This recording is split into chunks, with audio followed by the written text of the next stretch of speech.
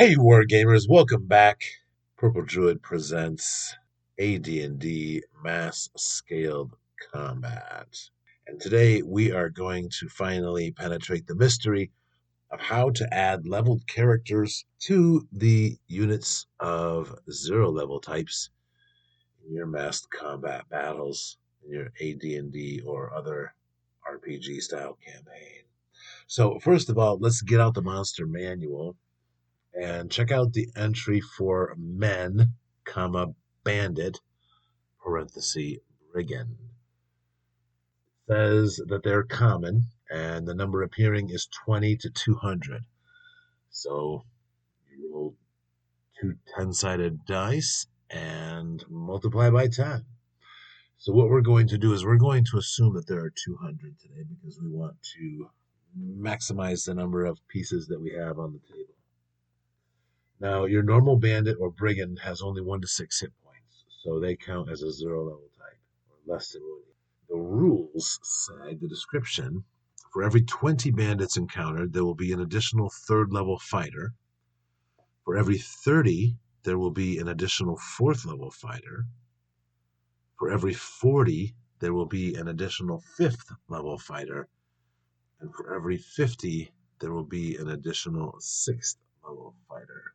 If there are 150 or more bandits or brigands in the group, the leader will be 10th level. Now, there's also chances for magic users. I'm not going to go into that because you can, once you see how I do this, you'll see how those will be able to drop right in. So, what that means is for 200 bandits, you have 10 at level 3 additional fighters. You have 6 additional level 4s. You have 5 additional level 5s, and you have 4 additional level 6s. The level 10 leader also comes with a level 7 lieutenant and 6 level 2 bodyguards. Furthermore, the bandits and brigands are broken up into troop types. There are 7 of them. 2 are mounted. There's a medium horse with chain and shield carrying a sword. That is 10%. Another 10% is light horse with leather armor and shield and a spear. And then the third mounted unit is light horse with leather armor and light crossbows. Those are also 10%. The infantry are all in leather armor. 40% of the 200 carry shield and sword. And then 10% each are armed with polearms, light crossbows, and short bows. So in a unit or a group of 200 men, you're only going to have 20 polearms, 20 crossbows, 20 short bows, but you'll have 80 with sword and shield. So that's going to be your big block.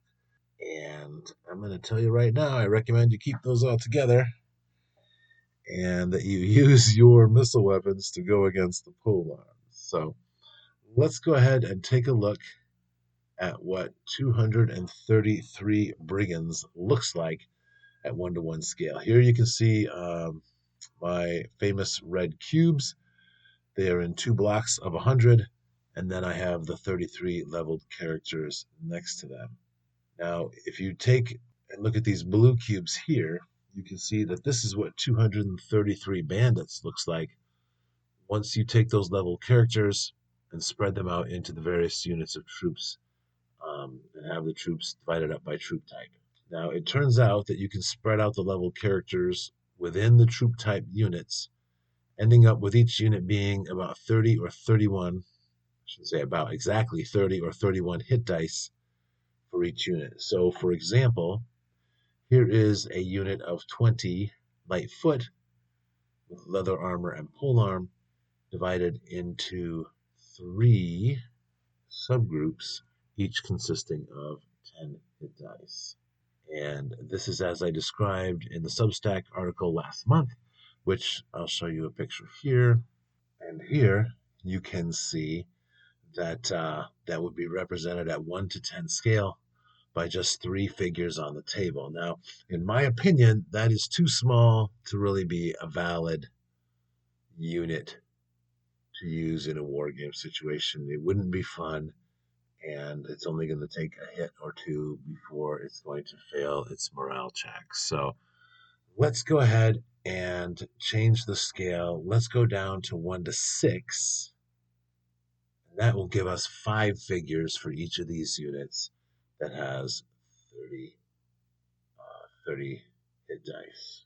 So for each group of 20 or 21 blocks at 1 to 1 scale that has 30 to 31 hit dice, now at 1 to 6, you can represent that by 5 blocks or 5 figures. Now, the only fly in the ointment is the commander, who is level 10, and he can't be broken into 2 separate blocks. So the commander, he's going to be a special case anyway. Now, if we were playing chainmail, this is as far as we need to go, because 1 hit is 1 casualty, and we just do it that way when we look at the troop types versus each other on the chart. Now, for AD&D, you're going to want to count your casualties, especially with regard to the NPCs that you have, so that each block, while it represents 30 hit dice, you can still group those into block represents 6 hit dice. So you can group those into a set of checkboxes for each figure. So that's what this looks like. All right, now let's go ahead and take a look at what our units will look like in conflict. So here we have 20 bandits with pole arms in blue versus 40 brigands with sword and shield in red. Actually, technically speaking, in the 1 to 1 scale, there's 21 and 42, but I'm not going to quibble over that. We also have our leveled NPCs mixed in at 3rd level, 4th level, and 5th level. And you can see on the left, that is the 1 to 1 scale, where each block represents 1 man. And then on the right, we have the 1 to 6 scale, where each block represents each block represents 6 hit dice. And so that makes it relatively simple to go ahead and do the combats. With 1 to 1 scale, the blue bandits with pole arms, they are going to get 8 attacks for the regular men in the front row. And then they're going to get 12 attacks for the leveled characters.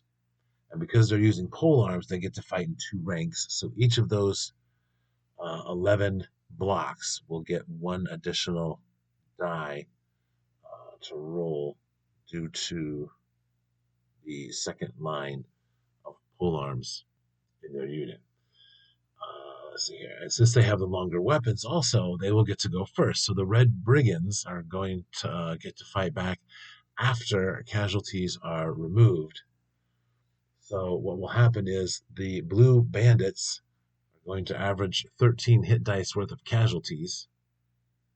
We're rolling on a d20 against their armor class of 7. They're going to have 13 hit dice of casualties. So we're going to be removing 8 blocks plus the 3rd level fighter. And the 4th level fighter is going to take 2 hits. 2 hit dice worth of damage. Now, the red brigands then will get to fight back, but they only get to fight back with the 2 characters they have in the front. And since we're technically fighting a block of 0 level troops, they'll get 9 attacks, and they will average 5 hit dice worth of casualties. So now the blue bandits will need to roll percentile dice for a morale check, and that will be at minus 40% according to the rules in the Dungeon Master's Guide, which will give them a 90% chance of success. The red brigands, even though they outnumber pole arms, they're going to take a morale check at plus 40% modifier to their roll, which will only give them a 10% chance of success. And so when this battle is done on the 1 to 1 scale, you have a very good chance of the red unit breaking and fleeing. And then we need to figure out What that means, because there are no rules for how units behave when their morale breaks in the middle of a mask.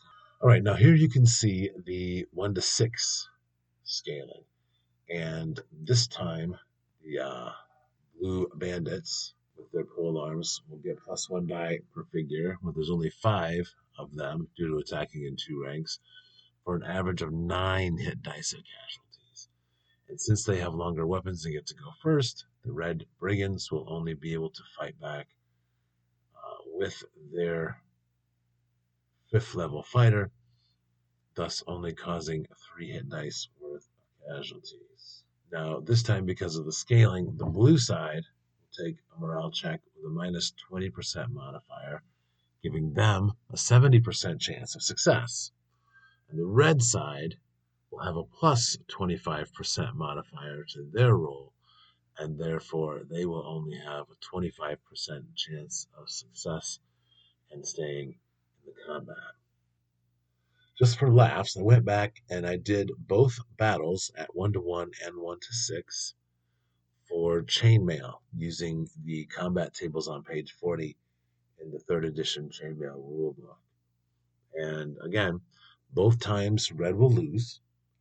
At 1 to 1, red will take 5 casualties and blue will take none, because in chainmail, if you have longer weapons, rather than attacking first, your opponent simply can't attack back. So at 1 to 1, red loses 5 casualties, and when you apply the formula, they're going to fall back 1 move in good order.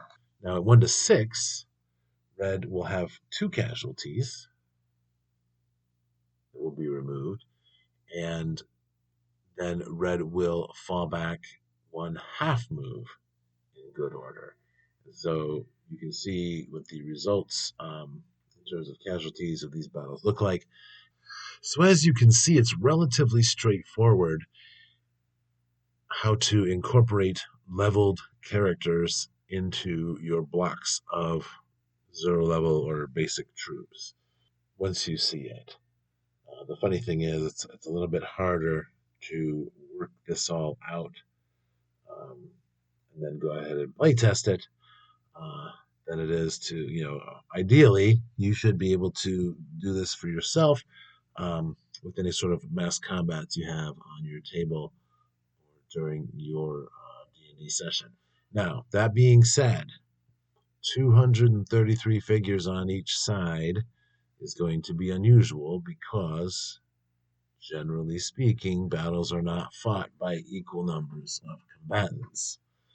They tend to be lopsided affairs, as they should be, because if your players are playing properly, they will be setting up ambushes and maneuvering about the countryside in order to take advantage of having a numerical advantage over their opponents.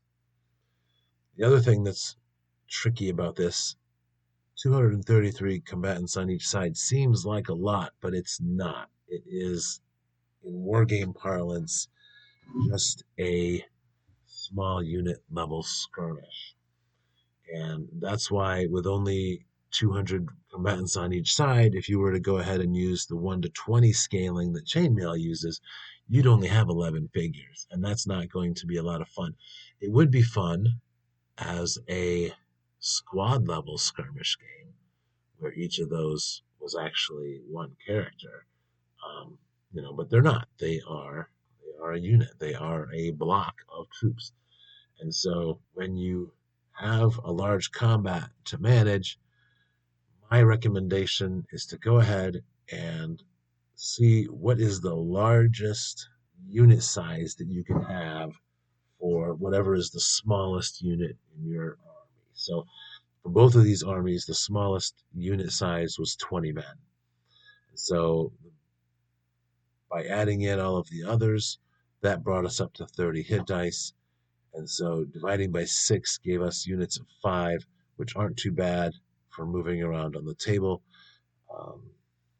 There's 7 of them, or depending on how you break up the 80 men, with sword and shield, but you've got a limited number of units to move around, so it shouldn't get too unwieldy.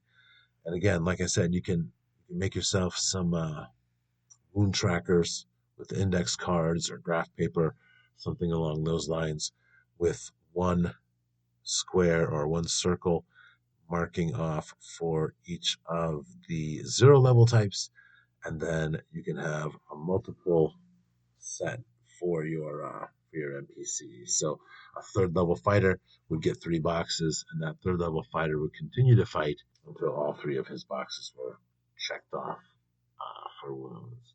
So there you go. That is how you scale your AD&D combats and include leveled characters, whether they're NPCs or PCs.